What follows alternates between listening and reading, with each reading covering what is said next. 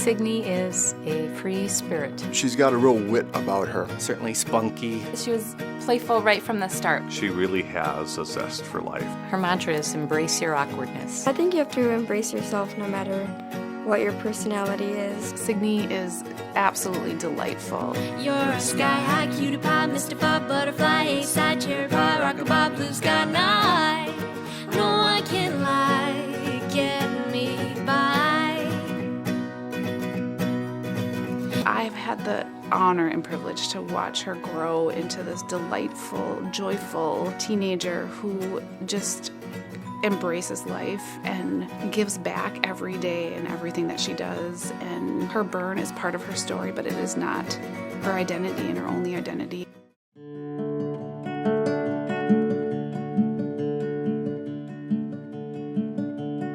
She was 5 at the time. It was Easter Sunday in 2007. Signe was just running around the kitchen and we were being playful. And then she just turned and ran into Sandy's leg as she was turning, and the water spilled right on top of her. She got a skull burn on her back and chest and neck area. Didn't realize how bad it was until you saw the skin just sort of peeling away. We took her to the emergency room in Austin. They did what they could, but really weren't equipped to handle an injury like that. So we got in the ambulance and came up to Regions and ended up being there for 5 weeks. It was pretty much determined relatively early that, skin grafting was going to have to be done, and that was hard to listen to. When patients are first admitted, I actually spend significantly more time probably with patients' families because their physical injuries are being addressed, and that's the primary focus initially. They were very caring, very supportive, not only of Signe, but our whole family. Let us know what was going on and it was going to happen, but just in small portions. Like they gave us enough that we could handle, but not so much that we'd be overwhelmed. I think Signe's story is significant to all of us because she had a rough hospital course that was really difficult to watch and see her family go through that. In the night, Signe had a hard time, and her breathing was getting shallower and shallower, and she had to be intubated, and it got to the point where things were getting pretty serious, like possibly life and death. Which was very scary. If we had been somewhere else, we might have not had the outcome that we had. They know what they're doing on the burn unit.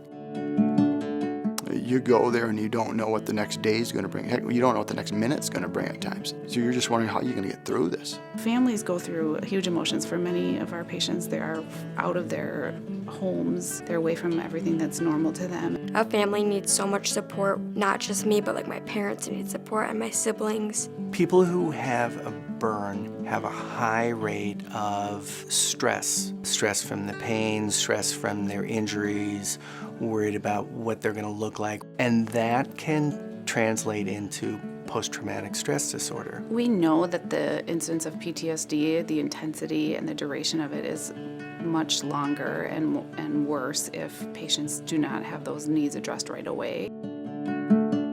Having kids fear of their dressing changes and fear of, anybody in scrubs and things like that is not helpful in their long-term emotional recovery. That's what makes the difference between a place that can take care of the burns on a little kid, those that can help children recover from a major burn and want to come back and see us. Even all the treatments that she underwent and painful baths and things that they had to do after her injury, she still felt like safe there and that she was among friends. And then to find out that there's a life afterwards. She's going to be fine. She's going to be a strong person. The burn center does a great job of, even though it is a hospital, making you feel normal.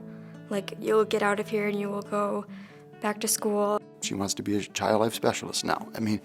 It's given her such a sense of direction and purpose in life. I would like to become a healthcare social worker, and I want to work with burn survivors. We now have an opportunity to give back, and we have an opportunity to help the people at Regions and to do whatever we can to support people like us or other people who are in similar situations. I think we've moved from the role of the family that needs everything to a family that can give other families what they need while they're there.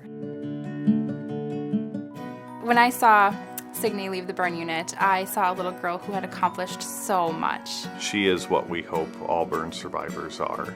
She has, I think, taught us really great lessons about making the best of anything that comes our way. Life's not about waiting for the storm to pass. It's about learning to dance in the rain. You have to adjust to things as your life goes on, and things are never going to go the way exactly the way you plan, but everything happens for a reason. You're a drip dry tough guy, tongue tied, sit by apple of my eye. You love me now, no, I can't lie. Get me by.